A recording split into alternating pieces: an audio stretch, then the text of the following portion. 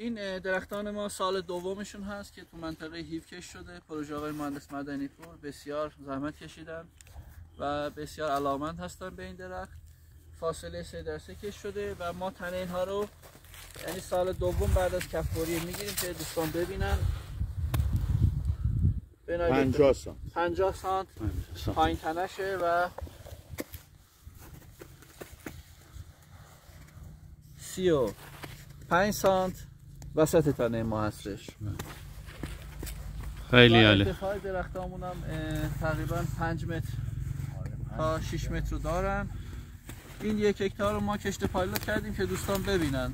حالا این کوهستان هم بگید که تو جایی که میگن شیب هست آیا پروژه میشه اجرا کرد؟ بله. بسیارم زیبا میشه. جاهای برفگیر میشه پروژه اجرا کرد؟ بله. هالونیا گونه فورتونی که ما روش کار میکنیم تا -30